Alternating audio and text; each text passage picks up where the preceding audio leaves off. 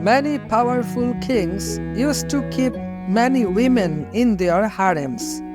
They were just for fun. Such women were called concubines.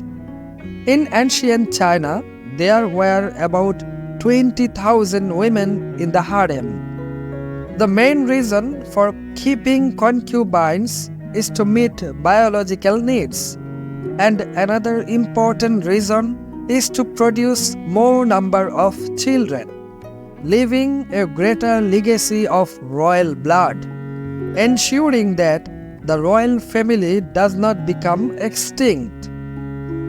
These women were either forcibly captured or taken away from their families, and they were kept on guard so that they did not run away or cause any trouble inside. A woman cannot guard, a man must be a guard. But there is a question. Men who remain as guards, will they develop a relationship with those concubines? There is a fear of concubines being mixed with foreign blood as well as royal blood succession. Kings chose a way out of this problem. They destroy the sexual power of the guards. The process of destroying sexual power is called castration. Those whose sexual power is destroyed are called eunuch. The word eunuch comes from the Greek word eunuchos, meaning bedroom keeper. Castration can be basically of three types. 1. Just cutting of the penis. 2. Only spermatozoa cut. And 3. Excision of both the penis and scrotum. A third type of research was prevalent in ancient China. In this procedure, both the penis and the testicles are cut off with the help of a very sharp knife. This process was common in China from 1600 BC until the next few thousand years. But the risk in this process is high. Many people died in this process.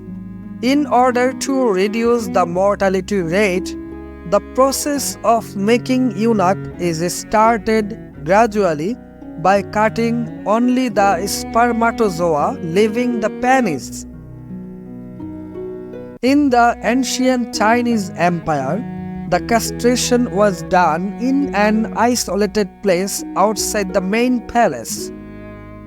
The royal palace is surrounded by a walled boundary. At one of these boundaries, there is an unused guard room, which is not used because it is not needed. Such an abandoned house was used as a eunuch operation room. First, the person was taken to the room and laid on a wooden mat. Then the genitals and the area around the genitals were washed with lukewarm water. The genitals were then numbed by applying a numbing agent. At the time, chili paste with a lot of salt was used as a laxative. After paralyzing, the accomplices would tie the body tightly to a wooden plank. Then two assistants hold the legs apart so that there is no difficulty with the legs during genital cutting. Two people would hold both legs firmly. Two more people, or in some cases one, would tie both hands and hold it tight. The cutter would conveniently stand between his legs and hold the sperm and penis in his fist. Consent was obtained from the victim by placing the genitalia in the fist that he was willing to be eunuched. As soon as consent was obtained, the testicles and penis inside the fist were cut together with a sharp knife. In this condition, there was a lot of bleeding. After completing this step comes the big challenge. Can the patient overcome this shock and his life could be saved? A tube was inserted into urethra immediately after the incision was completed. This tube was inserted to prevent the passage of urine from being blocked.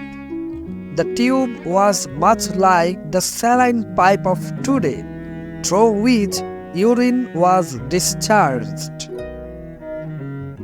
After completing the necessary procedures, the patient was kept in that room for 3 days.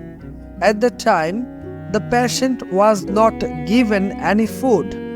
If this step was passed, the patient was asked to urinate on the 4th day.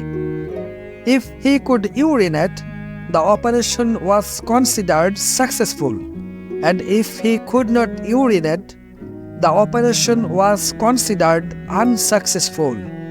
In this case, the patient would die of pain and infection. But the ancient Chinese gradually became so skilled at the operation that the death rate in the operation dropped to 1 in 1,000.